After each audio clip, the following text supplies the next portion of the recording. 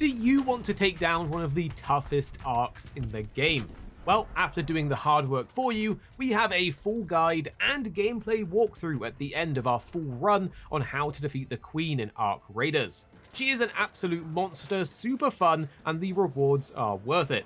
You'll get a ton of XP, a load of crafting materials, and of course the Queen Reactors that you need for legendary weapons like the Jupiter Sniper. This guide covers everything from the event that you find her in to the best loadout to bring, how to fight her safely, and how to extract without losing that precious loot. It's much faster and safer in a group, but you can do it solo, it will just take longer and be more dangerous. So let's get into it. First up, you will need to wait for the Harvester event to show up on one of the maps. The event means there will always be a queen guarding a harvester in a set location on each map, and that will be your target. If you haven't done it before, the Harvester event is also how you get the legendary weapon blueprints, so it's a good one to farm. We have a quick guide on the channel for that separately if you need it, as this one is focused on fighting the Queen herself. Next, let's go over your loadout. The fight can be brutal, so you don't want to be underprepared. You want to bring at least a blue or purple loot augment, both for the extra weight, inventory slots, and safe pocket slots to secure your loot. Then you want to have at least a medium shield or higher. Light shields are a little too weak in case you get hit by some of her attacks or attacked by another player. Now your main weapon should ideally be the Hole Cracker. This is an anti-arc launcher that fires explosive grenades that absolutely shreds machines. You can buy one from the gun shop or craft it after doing enough missions. Remember to upgrade it up to level 4, as this makes it load your shots faster, meaning you have a huge difference in the speed of killing the Queen. If you already have it though, the Jupiter Sniper Rifle is actually really good too, maybe even better. In my test, I actually dealt more damage with less ammo on the Queen itself, as you can see in the damage reports. So I think this is actually ideal to bring, but because it needs a Queen Reactor to craft, you'll probably be using a Hole Cracker for your first few runs. For the Jupiter though, you only need 6 or 7 energy clips if you do bring it. For the Hole Cracker though, ammo-wise, you want to bring between 200 and 300 rounds if you're solo, or if you're in a team, 100 to 150 is plenty. For your secondary weapon, bring something reliable that you're good with. I like the Anvil with some heavy ammo stacks. It is great if you run out of Hole Cracker rounds, or if you get jumped by other players, so you're using this as a backup as needed. Outside of weapons though, you want to load up on meds for your health and shields, and bring some door blockers to help lock down the building that you'll be using to attack from. Furthermore, trap grenades like blaze traps can further secure your flanks, and note, a Raider hatch key will be essential. It's the easiest way to extract safely afterwards, and even if you're in a group, bring one each. You don't know what can go wrong, and you don't want this to happen to you. It was at this moment that he knew. He fucked up. After that, if you've got them, wolf packs will help speed the fight up tremendously. They deal massive damage to arc robots, so they will actually make you kill the Queen a lot faster, but note they have a limited range, so you can only really use them if the Queen gets fairly close. Finally, you might want to bring some smokes and barricades. These can help cover you while looting, giving you a bit of extra safety if another team pushes you. You can also use barricades to lock off one of the open windows, which further helps lock down the building that we recommend you do this in. And speaking of that, now you need to pick your map, and from our experience, the Dam Battlegrounds is by far the easiest and safest way to farm her. The Queen and Harvester will always spawn around this area in the Red Lakes. This means the East Broken Bridge has a perfect room that overlooks this whole area with 2 doors to lock down, which you can use all the stuff we've already mentioned to do so. You can barricade the doors closed and then set up traps on them, meaning your flanks are completely secured.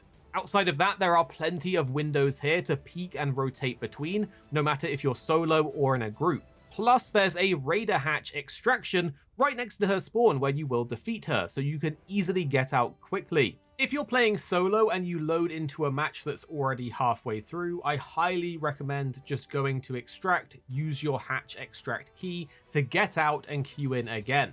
You need a lot of time on the lobby solo, and if you're in a party, you still might want that time in case there's any mistakes that happen, or just to give you more breathing room. So realistically, either way, if you load in midway, I recommend you just use your Raider hatch key to get out, queue again until you get a fresh lobby. Now for the fight itself, the Queen has 3 main attacks that you really need to look out for. The first is her laser attacks. This is her most dangerous move and the one you need to learn. You'll see a sort of light show and charge up before she does this. The moment you see that, you need to hit cover. It will basically one-shot you, and it's never worth trying to squeeze in a couple extra shots. Always hit cover when you see the laser coming.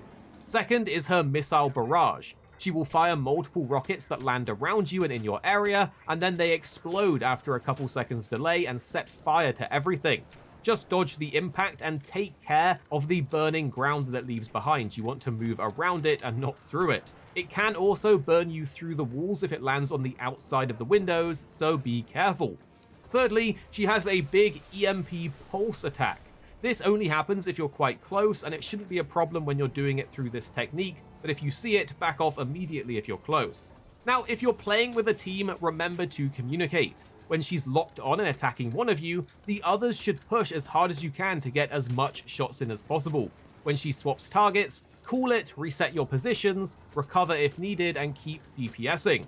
As for her weak points, she technically has vulnerable spots on her legs, which you will have to knock the armor off to reveal a yellow weak point. But it is a small target, and she moves around constantly, which makes it difficult to consistently hit. In our experience, it's better to just keep focusing on her head and face area for more consistent DPS overall.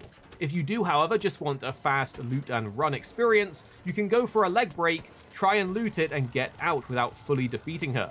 The whole fight is basically a game of cat and mouse. You will peek, you will shoot, hit cover to reload, read her attacks, wait until she's recovering and then get some more DPS in, and repeat this over and over until she's defeated. It's essentially a game of attrition, and that's why you need to bring enough firepower. I also figured I would include this clip from Distortion 2 over on Twitch, as there was a bug or exploit going around where you could use one blaze trap to completely wipe out the Queen by placing it underneath her towards her back. This definitely isn't intended. I believe it's already been patched. At the very least, it definitely will be, as this definitely isn't what they want you to do to bring her down. But hey, I thought I would show it to you, as this was very briefly a thing that you saw a few people online doing. Once she is down though, you'll then get some of the best loot drops in the game. So try to loot fast and stay alert. Other players may be lurking nearby, as you've just made a lot of noise fighting. So they could be waiting for their chance to attack you and steal it. We like to rotate around the left side of the building, which gives us better cover as we run down to loot. Then your loot priority will be the Queen Reactors and purple items, and any blues after that. Remember, you can use your smokes and barricades if you're getting attacked or just to give you extra cover, and when you're ready to extract, that raider hatch is right nearby for a quick and clean escape. The Queen drops some of the rarest loot in Arc Raiders, including the legendary Queen Reactor, needed to craft those high-tier legendary weapons like the Jupiter and Equalizer, and even other purple items and high-tier materials, so it's super worth it. And that's everything you really need to know to go in prepared to take the Queen down. If you want to check out exactly how we did it minute to minute, then here is our full gameplay walkthrough to give you a better idea of how to beat it yourself. We do hope this helps.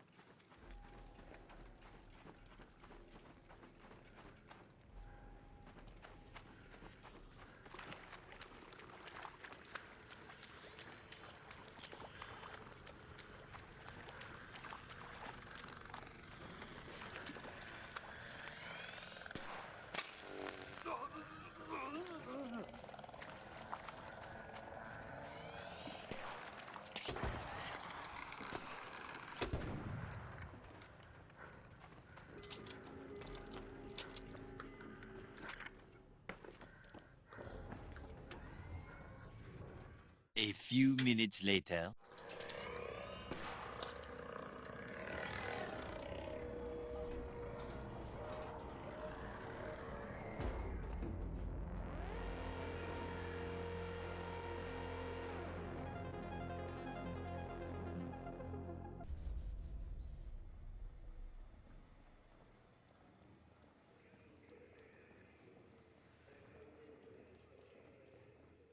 Here at Arix Gaming, we're two friends who love to play games. You have me, Paradise, as well as 26. Our goal is to keep the videos as concise as possible by cutting out any of the fluff and focusing on what really matters with high quality videos. So make sure you're subscribed down below for more videos on your favorite games coming very, very soon.